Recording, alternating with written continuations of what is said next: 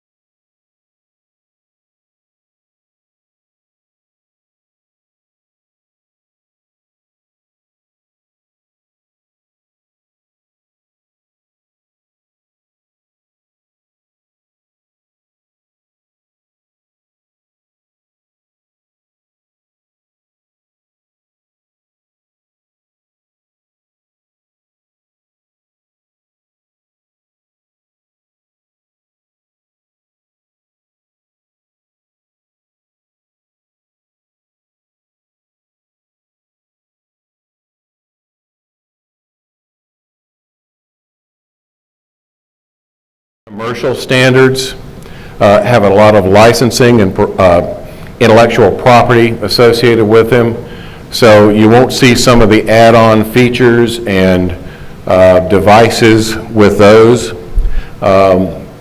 And D-Star has been around long enough that there are people developing different products, different software enhancements, different features that are available. So that really makes D-Star attractive, as you'll see some of that as we go through this morning. Let me talk a little bit about digital voice. Have any of you done any other digital voice of any kind? You know, maybe doing some of the codec 2 on HF or things like that. Digital voice tends to act a little differently. Traditional FM or most every other mode, as your signal strength decreases, you start getting more noise, until it gets so noisy at a very weak signal level that it becomes pretty much unintelligible, right? I had someone argue that point with me the other day, but I can't figure out why. Maybe they live right under a repeater. Digital acts a little differently. Digital holds the same voice quality as the signal decreases until it gets to a point where the vocoder cannot reconstruct the bits and turn it back into analog. And typically, that is at a point where you would be very close to unreadable or almost unreadable if you were a traditional FM signal. Now, I get asked the question a lot, which goes further, a digital signal or an analog signal? My answer is a very, very set answer, it depends. I'm not into politics, I promise you. It really depends on a lot of factors. Number one, what is the bandwidth of the digital signal that you're operating? The narrower the signal, it probably has some advantages. If you get into a lot of fading, or you have some obstructions where the signal is doing rapid fading, digital might suffer more there. But in general, I say it's pretty close to about the same. You'll see, I think there's a video on YouTube that shows a digital signal going further. You can probably find instances where it's just the opposite of that. So I think you'll find that the range is going to be comparable to an FM signal that you're probably used to. Certain conditions, it'll be one or the other. So kind of remember this curve. It goes out to the edge, and then while it's coming down, one of the things you will hear in D-Star is a warbling or garbling, and it's affectionately known as R2D2. I want to explain that just a little bit, because some others will say, oh, see, it doesn't perform well, and you get all this R2D2 on your signal. In the D-Star implementation, a conscious decision was made that when the signal got weak, you have two choices. You can cut it off. If I get below a bit error rate that I can't reconstruct the signal, I can cut it off and mute it, and you won't get any R2D2. Or I can let it go just a little bit longer, and you might get a little more information through there. So that's why you hear R2D2 type signals in the audio on D-Star, and you may not hear it on some of the other digital. Doesn't mean it's inferior, it means that they've left that open just a little bit longer, and you might get a little bit more voice information out of that. It's kind of like when someone's fading in and out, going behind a building real weak, you'll hear about 50% of their signal. You can have situations like that in D-Star as well. Any questions on that? Any thing to clear up just as far as basic digital? Another part of, yes sir? Is it possible to adjust that level where you get the R2D2, get more of it if you think it's really cool? Question is, can you adjust that threshold where you either get more or less of the R2D2? And unfortunately, the answer is no. It's set in the radio, it's set by firmware in the radio, and you really can't change that. What it's based on is bit error rates, for those who understand a little bit of digital. Any other questions? Yes, sir. So, in other words, D-Star does not have a quote clip effect, so to speak, that they speak of, because it doesn't have with Now, question is, it doesn't have the clipping effect. Now, do you mean like clipping from over deviation? A cliff, I'm sorry, I misunderstood you, C-L-I-F-F. There is a little bit of that. Now, you're good out to the edge of that cliff, and as you're falling off that cliff is where you'll hear the R2D2. And that's a very narrow range of signals.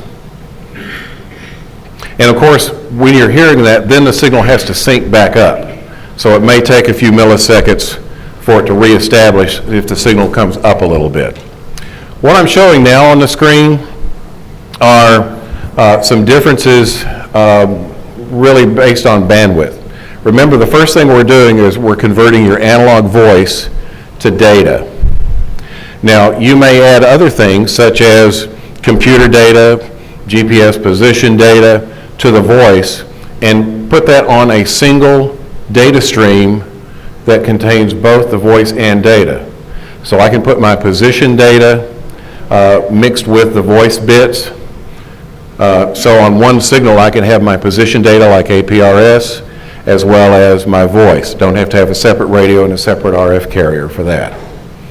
Now, the different digital standards out there are not alike. One of the differences is how much bandwidth they occupy in the spectrum. And the higher the bit rate, here's your trade-off. The higher the bit rate, the better voice quality you get. Or you're allowing more bits for data, for example. But it also takes up more spectrum. Did you realize, we think about an FM signal, we hear that it's 5 kilohertz deviation, right? So you think, well, it only takes up 5 kilohertz of spectrum. Well, that's not exactly true. That's plus or minus 5, so that's 10, because it's an FM signal.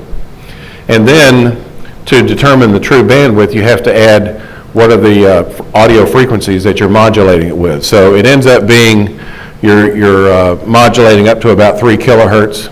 So it's 2 times the deviation plus 2 times the voice highest audio frequency. So that ends up being about 16 kilohertz wide. So that's why we see repeaters that are at least 25 kilohertz apart. And if they are adjacent, then you've got to have some separation where that signal gets very weak. So repeater coordination is another issue, as they say.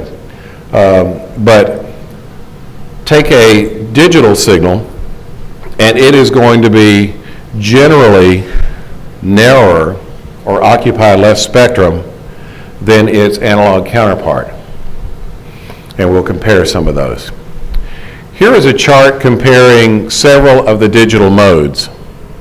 I'm comparing the ones that seem to be most popular for amateur radio. One is D-Star, of course, then DMR, which is the European standard for digital mobile radio, and Moto Turbo, which is Motorola's proprietary networking implementation on top of that, and then System Fusion from Yaesu, which is a newcomer. Now, if you look at just purely number of users, D-Star has been around for quite a while, and so we're over 41,000 users worldwide. As compared to last figures I saw from DMR was around 10,000, and it continues to grow as well. System Fusion, the numbers are really not out there to be published yet, so a lot of this is purely a guess, and I don't mean to disparage them in any way, but I just don't know how many users are out there. If you look at the number of repeaters, there's over 3,000 D-Star repeaters worldwide, compared to about 1,200 Moto Turbo or DMR. I know there's over 1,000 Fusion repeaters, because they're being offered right now at a very special price. However, I think you'll find that most of them are operating strictly in FM mode and very little digital activity. Nice promotion by Yaesu, but unfortunately most of them are replacing analog repeaters and still operating analog. If you look at the bandwidth, D-Star is definitely the lowest at 6.25 kilohertz. If you look at the emission designator by the FCC, that's what it says, 6.25 kilohertz. That's compared to an emission designator for DMR of 7.6. It has a higher bit rate, so it's naturally going to take a little bit more spectrum, but still pretty narrow. You will hear, I think a lot of the Moto Turbo ads will say 6.25 kilohertz equivalent. Now, it still is a wider signal, but it's a time division multiplex signal, so you actually have 2 time slots, 2 different conversations going on in about 7.6 kilohertz. I cannot find the actual FCC emission designator for System Fusion, but since it operates C4 FM modulation and around 9600 bits as a payload, it's going to be similar to DMR. Channel spacing, here's where we get kind of confused on a few things. Channel spacing is not the bandwidth, but how far apart that you actually place them in the band, and a lot of that depends on repeater frequency coordination bodies that are out there. With D-Star, because it is the narrowest, you can see them on 10 kilohertz spacing, such as in the 144, 145 spectrum, where the channels are 20 kilohertz apart, and some are being put in between those, 10 kilohertz offset in between there. Typically, Moto Turbo is on some of the 12.5 kilohertz pairs, especially in UHF. And then System Fusion, because it operates both, while it can operate digital only, most operate in a mixed mode. So you have to look at the widest emission on that, which is FM, and place your channels accordingly. So it's going to be wider on FM than it is on the digital signal. Repeater linking, there's a couple of different methods, and we'll talk about some of those in the next hour to interconnect repeaters. Right now, the Moto Turbo is a proprietary using Motorola IPSC, or if you're using non-Motorola equipment such as the Hytera repeater, there's some networking available for it. And System Fusion, not yet available, but coming. Here's one of the main differences, and one of the things I point out that makes D-Star unique and very attractive. You have total control of where your signal goes on your radio. If you want to connect to a repeater in Alaska, you can do that from your radio through a repeater. If you want to connect to a reflector with 50 other repeaters on it in the UK, you can do that. That's totally under your control. In the commercial standards, which are brought down, in commercial environments, the user doesn't control that. The system administrator determines where you can talk. So those are defined by talk groups in DMR and Moto Turbo. Fusion, that's not yet available, but coming. The data rates, now this is pure computer data that's going along with it. Normally it's around 1200 BPS. With the newer radios, the ID51 Anniversary Edition and the 5100, you can use some of those voice bits for data, so you can do fast data at 3600. Now in the 1.2 gigahertz band with the ID1, you can operate at about 128 kilobits. We'll talk a little bit about that later. And you can see some of the rest of the information there, but just kind of give you a quick overview of what's out there digital-wise. And I think D-Star compares very favorably with that. All right, how does D-Star work? Your voice is converted to a digital modulation, and it is transmitted over the air at a bit rate of 4800 BPS. Now, the first 2400 bits are your voice. There's another 1200 bits that's called forward error correction. And these are special coding that's applied to it so that if it can't get all of the bits when it tries to reconstruct it, the forward error correction adds additional data in there, which helps reconstruct it if it has difficulty in doing that. So you have about 3600 bits total that are allocated for voice. You have another 1200, bring it up to 4800, that is the data. There's no error correction in that data, but some of the software applications out there like DRATs and some other things will usually add error correction in the software itself. D-Star is truly narrowband digital. It's not narrowband equivalent. It is voice and data are occupying one 6.25 kilohertz signal, RF carrier, versus a wider bandwidth for FM voice or some of the other digital standards.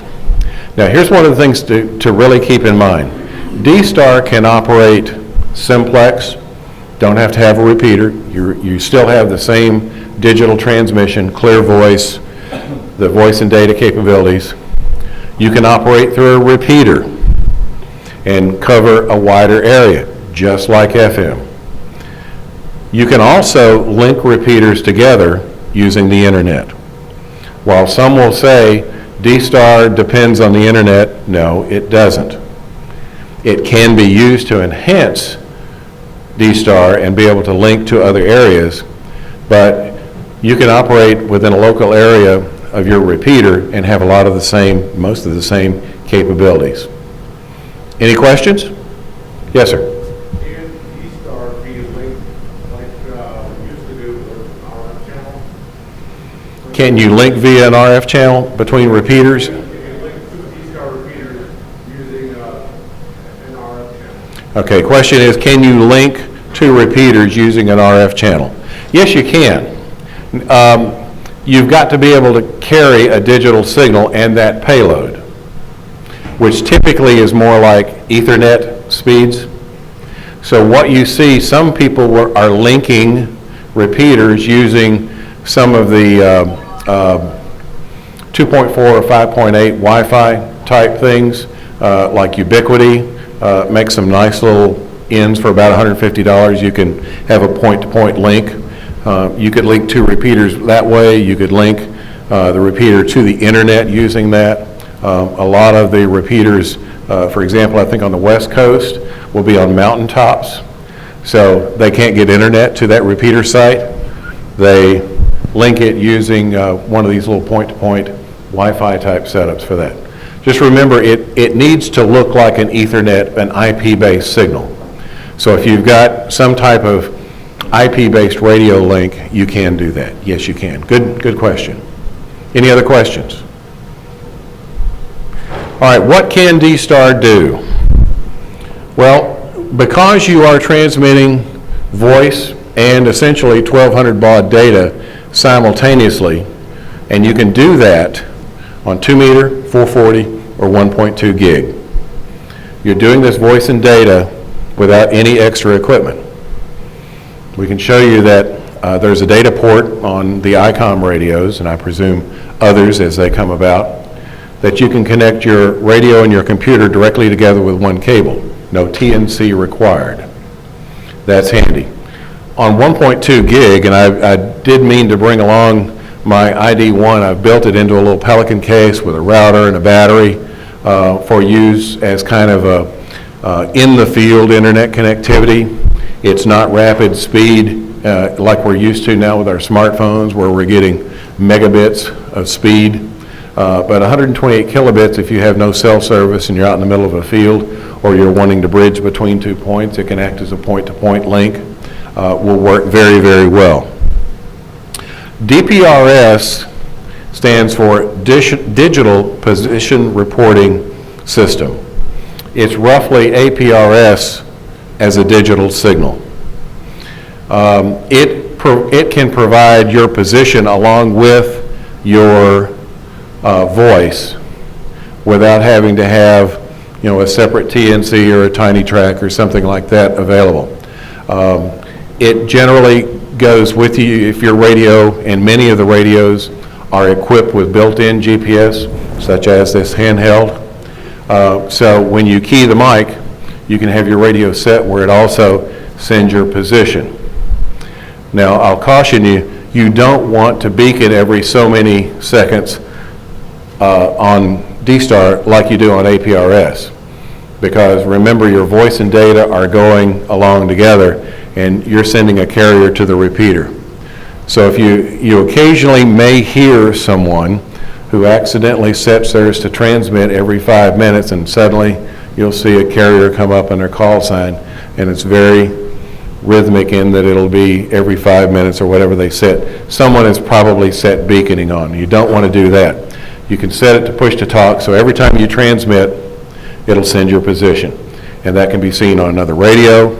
Repeaters are gating it to APRS.FI or the APRS.IS network, so you can have it available to be seen on maps and other things. We actually used that feature for a 100-mile bike race in Georgia that was going between downtown Atlanta and Athens, which was about 75 miles away. With the route, we made it a 100-mile route. We had 10 SAG vans along the route. Each one had a D-Star radio with GPS. So the safety officer was sitting mid-course with that information projected on a map.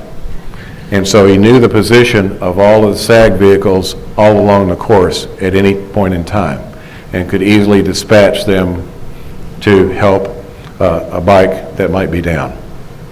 So a lot of things that you can do with it. Yes, sir? Is it possible to disable that?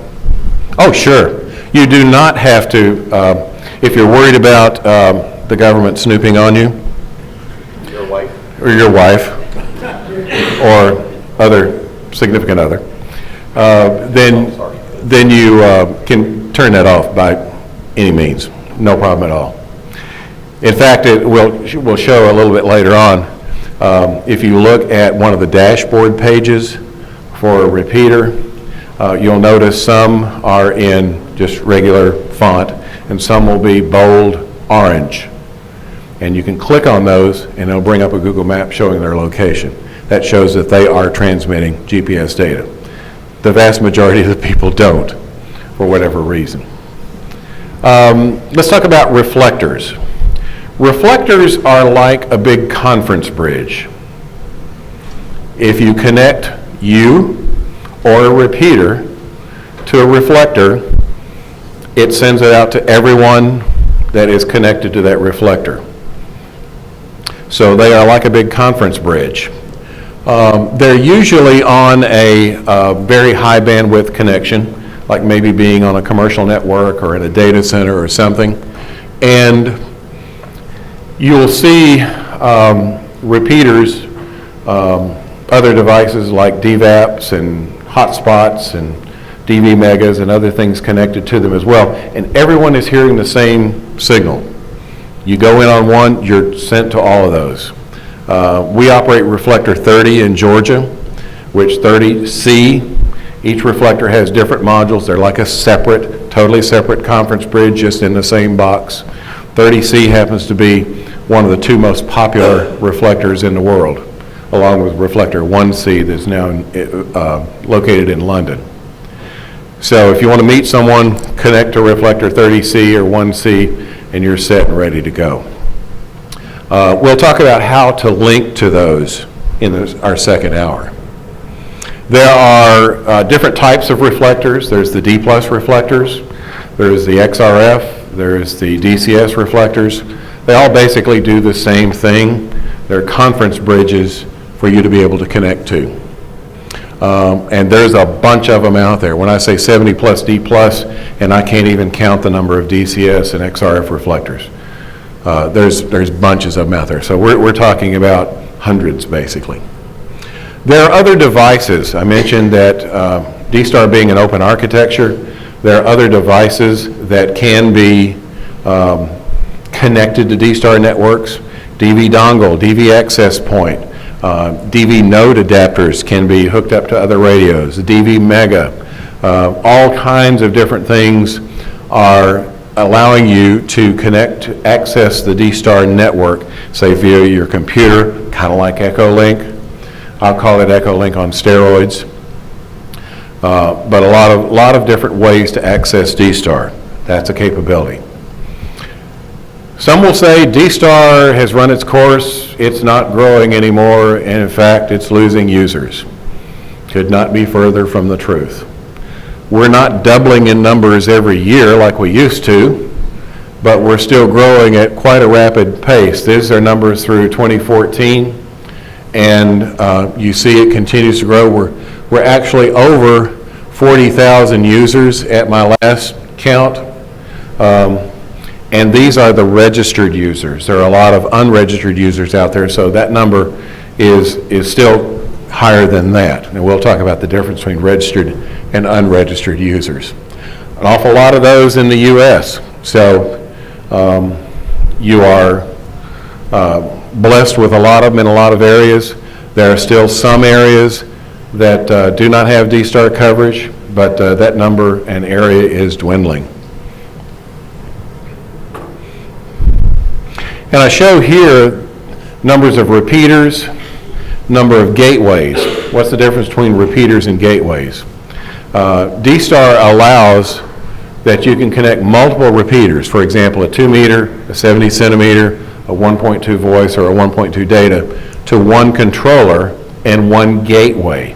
The gateway is the computer, the Linux computer, that is actually running a lot of the connectivity software, all the other third-party options and things like that. So gateways may be having 1 to 4 repeaters connected to them. I think it's an average of a little over 2 repeaters per gateway. A lot of times that'll be a VHF and a UHF. All right, D-Star equipment. You can currently find mobiles, handhelds, repeater equipment that's commercially produced by Icom. There are some of the other equipment that is available for D-Star. Right now, the big, I call them the big four, at least the big three Japanese manufacturers, they've each either chosen a different way to go or no way to go. We'll see if that continues down that road. But D-Star being the largest, you see a lot of third-party software and devices that are being made for it. The DV dongle was one of the first devices from Internet Labs. Fortunate, Robin Cutshaw, AA4RC, is a friend of mine, lives in the Atlanta area where I do, so was able to get on the bandwagon with the DV dongle earlier, connect to my computer, and get on the D-Star network using the sound card in my computer without a radio. Then we had devices that have a small, low-power transceiver in them, like a DV access point, and later on there's devices called a DV Mega, which connects to a Raspberry Pi, which gives the RF capability. So you took away the tethering. I can place my computer or Raspberry Pi with my DVAP or DV Mega here, and I got a 10 milliwatt transmitter that I can walk around part of the hotel here with my handheld and be able to be free to roam around. So I've created my own little access point or hotspot. People are hooking these to mobile radio, to 50-watt mobile radios, to create larger hotspots. So all of that is available to you as options, and we'll talk about a few more of those things as well. There are even node adapters, which node adapters are basically a GMSK modem.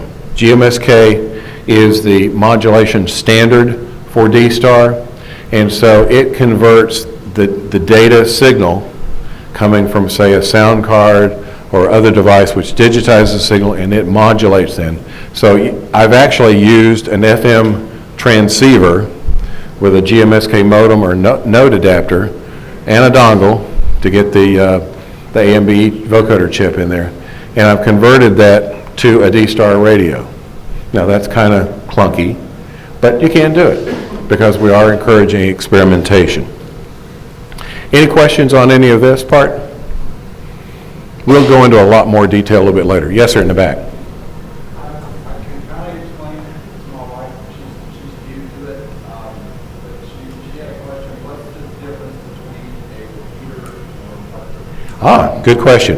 What's the difference between a repeater and a reflector? A repeater is a device that takes in a radio signal, it listens for a radio signal, and then retransmits it, typically at a higher power. Repeater is going to be located on maybe a high point on a tower, on a hilltop, something like that. So it basically repeats your signal so it can be heard over a wider area, or that you can make contact over a wider area. A reflector is like a conference bridge, like you do on a telephone, where you want to have several people to be able to dial in and all be connected together. A reflector does that with different repeaters. So if I connect 4 repeaters together, say one in New York, one in Atlanta, one in Denver, one in Los Angeles, if I connect them all to a reflector, all of those repeaters are linked together. So if I pick up my HT in Atlanta and transmit, the New York, Denver, and LA stations are also hearing my signal. And when they talk, it comes out on all of those repeaters because it's going through the reflector. Does that help? Good. Good. All right. I'm going to switch gears a little bit and talk about the Icom radios because those have been the first ones that have come out and still offering new radios.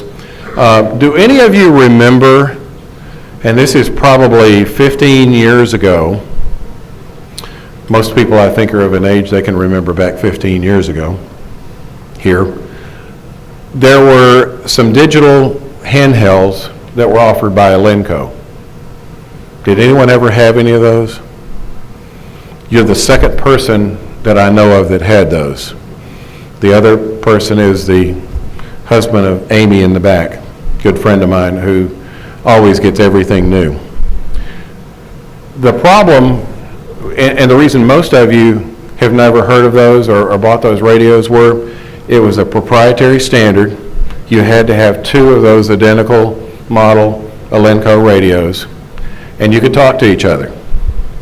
You couldn't get out of range of each other, you couldn't talk through a repeater, anything like that. So, unless you found someone to give those radios to, you probably still have them. The difference now is, for example, Icom came out with a full line of radios, including the infrastructure, the repeaters to go through. And I think that was a big spur that really got D-Star off the ground. Now, almost all of the radios, except maybe one or two of the early ones and one of the later ones, are dual band. And they are also both FM and D-Star. So if you buy a radio today, an Icom D-Star capable radio, you don't have to use D-Star. It'll operate just as a full-featured FM radio, but you have the D-Star capability. The only 2 radios, the ID31A, which was the UHF only version that came out before the 51, that operates 70 centimeters only. The ID1 is a 1.2 gigahertz radio only, and will operate in the high-speed data mode. So all of them will operate both 2 meter and 70 centimeter, with very few exceptions, and they operate both FM and D-Star digital modes. All the Icom radios, and I believe probably every D-Star radio that will be built in the future, has a serial port. Now, it's a very simple serial port. It's transmit data, receive data, and ground, 3 pins. So a simple plug will give you transmit, receive data, and serial port. That is the key to being able to put a computer into a D-Star radio. And that's used for both programming the radio, but also sending and receiving data. In fact, most of the newer radios have a built-in GPS. If they don't have that, you can plug a GPS into the data port, an external GPS into it, and that will give you that position data. One of the radios, the 92AD, came out with an external GPS microphone.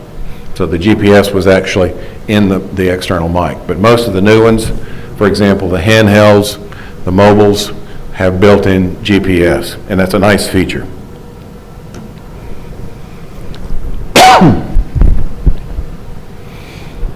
Okay, mobiles. Let's go over from some of the very early ones. Actually, one of the I don't have the, well, I did have one of the very earliest radios is at the top, the ID800. There was a predecessor to that called the 2200, which was strictly an FM radio, but it had a place that you could plug in something, and you could plug in a D-Star board on that, which gave you the A/B codec, and convert that 2200 to a D-Star radio. It was very, very limited in what it could do. I think it only had 4 memory locations that you could program for D-Star. So you must have had one. What came out later was the 2820, and that's this radio here. I had 2 of those.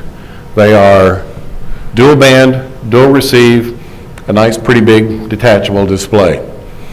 That was very nice because I could monitor 2 frequencies at one time.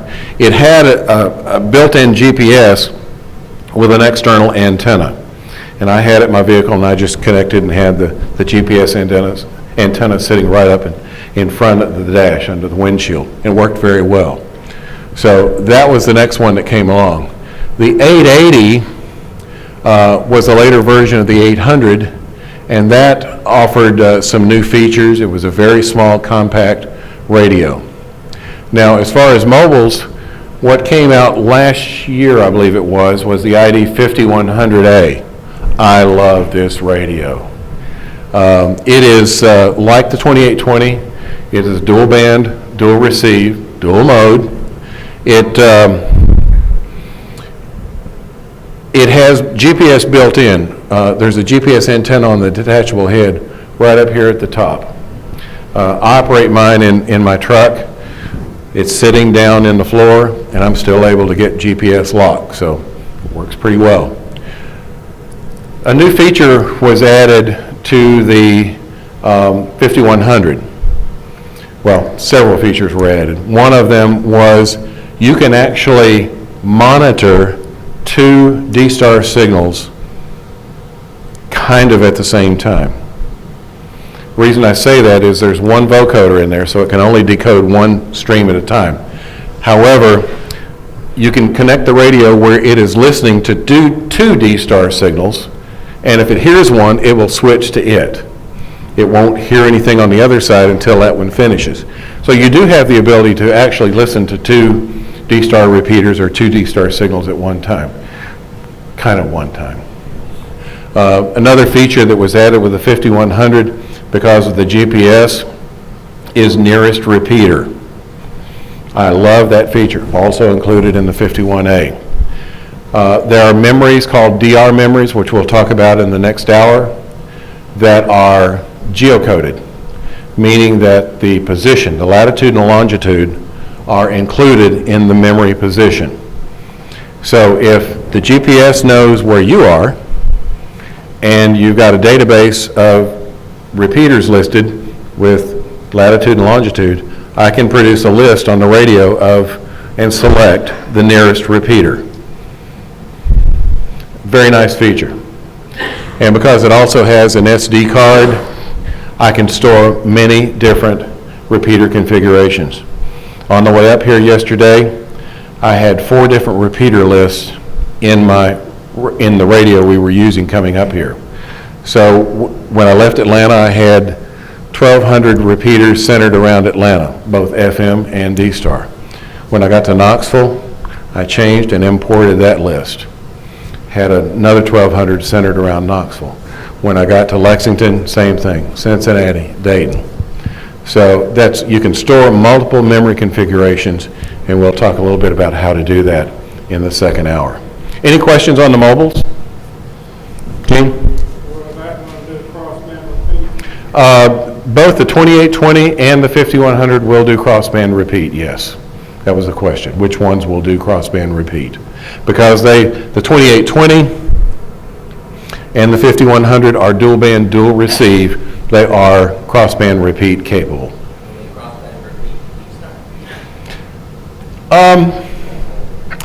Yes. There is a way to do that. Yes. It takes a very special configuration to do that, but it will do it. You're actually doing it in FM mode, but because it's passing what it hears from one side to the other, it will work. Now, one of the things I like about the 5100A is that crossband repeat function is in the menu. You don't have to find this hidden, clandestine sequence to be able to activate it. It is in the menu system, so that's good. Yes, sir? 7100.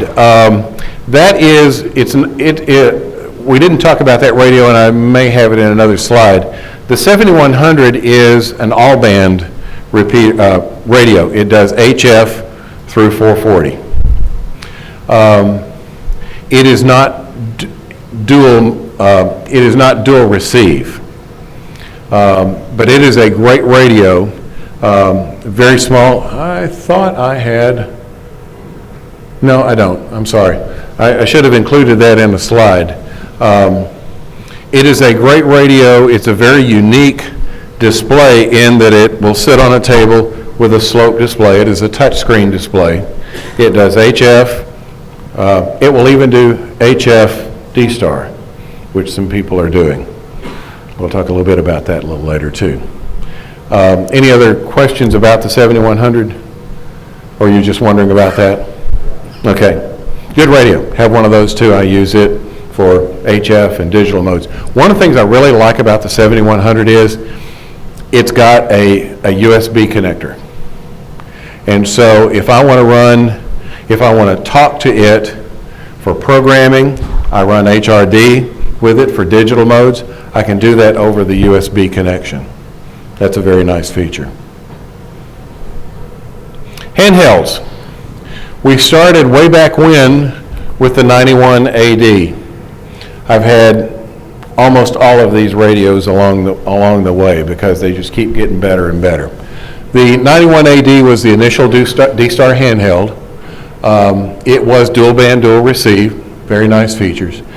What came out right after that was the 92 AD, very slightly larger, but it was waterproof and had the external GPS mic. Made it a real nice feature and a little bit more ruggedized. The IC80 came out after that as a lower cost handheld. It was only single receive but dual band, and you could get a GPS speaker mic as an accessory for it as well. Well, things started to really change when they came out with the ID31A. The 31A's biggest handicap, I will say, it is UHF only. That may or may not be a handicap for your area. But it offered a new type of way to simplify the programming called DR mode. How many either have or had an ID31A? Did you use DR mode?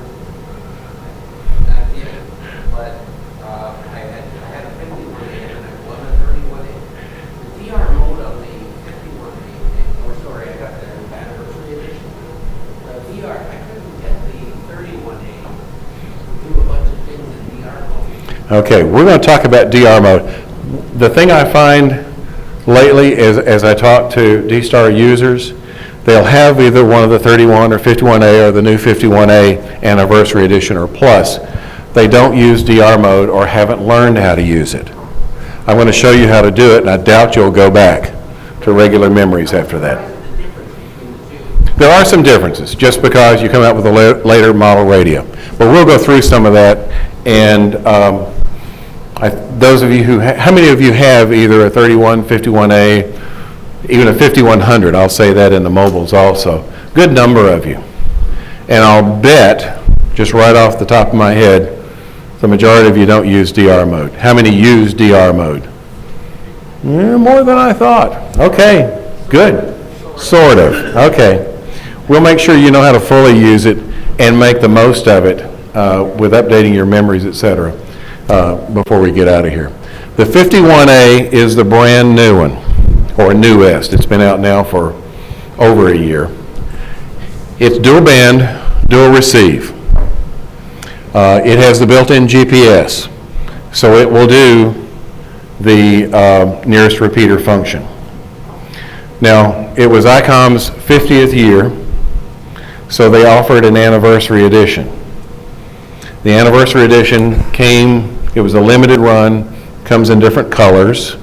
I think red, green, blue, white, black are some of the colors that are available. And like all radio manufacturers do, they added some new features. One of the features they added in the anniversary edition, we like doing the nearest D-Star repeater so well that they said, now we're going to give you the capability to do nearest FM repeater as well. That was a very nice feature that's added.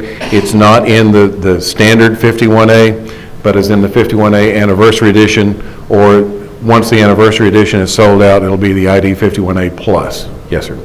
So getting the database for the nearest FM repeater, I tried to get the data, and it only has a limited subset. We will talk about that in the next hour, where you can have access to all kinds of repeaters. We'll go through that. Any questions? Now, the main thing is pointing out the differences between the 51A Initial Edition and the Anniversary Edition or Plus that had some additional features. One other feature that was offered in the 51 Anniversary Edition or Plus is the higher speed data rate, basically about 3600 BPS, or about 3 times the data rate.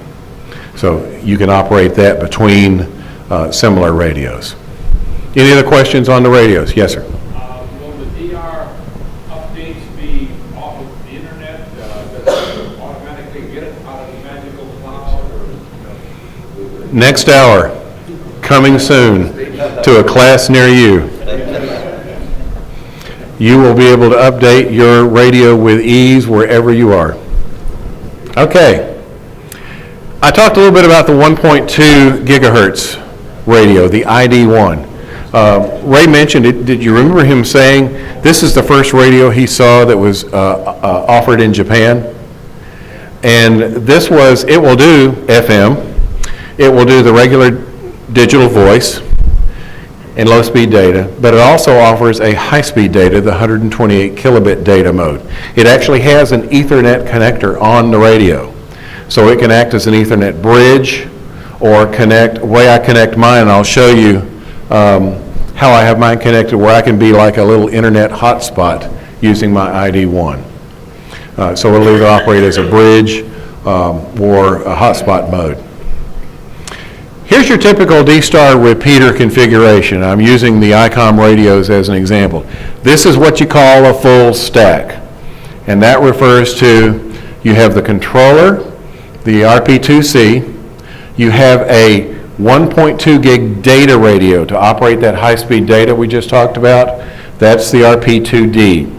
Then you have the RP2V, which is the 1.2 digital voice radio. Then you have the 2000, which is a 2-meter RF module, and a 4000. So all of these RF modules can connect and be controlled by that one controller. And that can be a full repeater of all of those bands, and you can interconnect between those without anything else.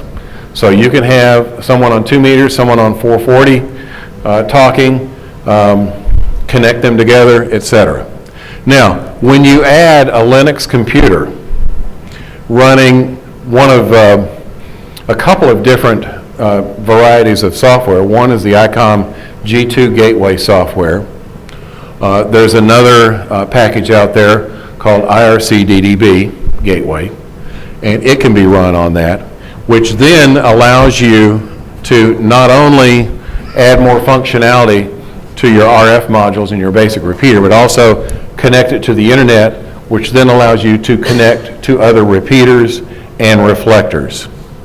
So with the gateway box, the gateway PC, that adds a whole lot of capability. That's also where any of the third-party apps, such as support for the DV dongle, or there's a program out there that runs on a lot of gateways called Monlink, written by Ken Atkinson in Birmingham, that allows extra functionalities that will play announcements. You can schedule when you want it to connect to certain reflectors, like for nets, for example.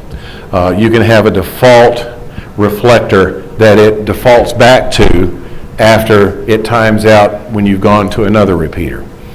For example, in Georgia, we have most of our repeaters connected to 30B, 30 Bravo, just as a statewide network. You can unlink it anytime you want, link somewhere else, have a QSO. If you either unlink or it stays idle for a few minutes after that, it'll go back to 30 Bravo. A lot of different organizations, different nets are using it, different states. All right, let's talk about the registration process. Why do you want to register?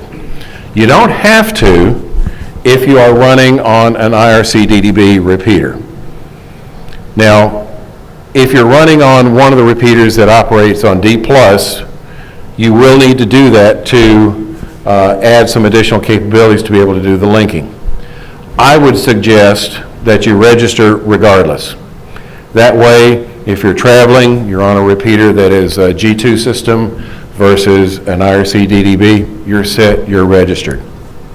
You want to register, if you can, on your local repeater or a close-by system, but not absolutely required. I will tell you this, pay particular attention to this. Register on one and only one repeater. Once you do that, and you finish it with adding your terminals, you are linked worldwide, you sync with databases worldwide. Remember this also, registration is a 3-step process, and if you don't do all 3 steps, you are not fully registered. It's simple. Here's the first step. You start your registration. You go to the registration link for a repeater. This screen comes up. You're a new user, so you are to hit the register button. You will be asked to fill in your call sign, your name, email, and a password that you select. You may also have a message up here at the top, which is their terms and conditions. I have one on my local repeater that says, you will be good boy, you will not do anything wrong, and if you do, we'll cut you off. And also, please send me an email to let me know that you've registered, and I'll go ahead and complete that. Once you do that, I'm going to get an email that tells me that you've registered. Unfortunately, not all system administrators are real good about checking that. So sometimes you may be registering and you don't get an acknowledgement from someone. That's unfortunate. There may be some things happening in the future which will change that, but most will. Most are good. The system administrator then has to approve you. What I do in that process is I'm going to first go and check, is the name that you gave me the same as what's registered in the FCC database? Have you tried to register on another repeater? If you have, we'll try to work that out. If everything looks good, I'm going to approve you and send you an email and say, you've got to come back and complete this third step. In the third step, you will log back in. And I want you to pay particular attention to this if you have not registered.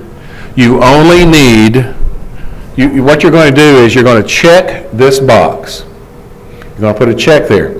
Then you're going to tab over to this, it'll be a box first. Hit the space bar, put one space in there. And then tab over and put something in here. That's kind of like a PC name alias. It's got to be all lowercase, very limited hyphenation you can put in there. I'll put in, like usually, my call sign dash name. You really probably won't ever use that part, but don't worry about it, just follow the directions on it. Some people will tell you, you need to register different terminals for different radios. No, you do not.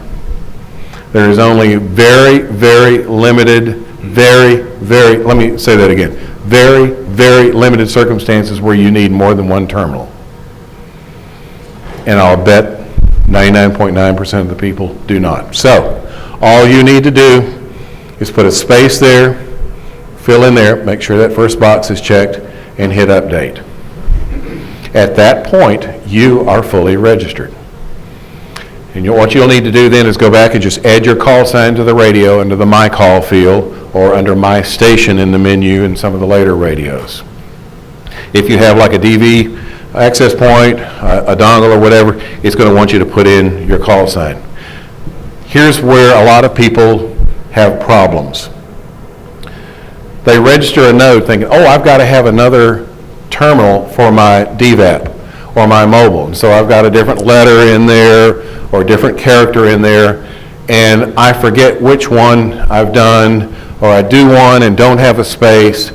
If you just put the space in there, all you have to do is just enter your plain old call sign in those radio spots or on your DVAP or DV dongle software, and you are set. Most of the problems that people have is they did not register a space terminal and then they put an A in there as a suffix or something like that. So once you're there, you're on. You're ready to talk. All right, this is our first hour. The next hour, we're going to really get into a lot of the meat of programming. You'll want to make sure your nap is over, and you're going to want to pay particular attention to the second hour. We're going to have fun with that. Let's take 10 minutes and come back in, and we'll get back started again.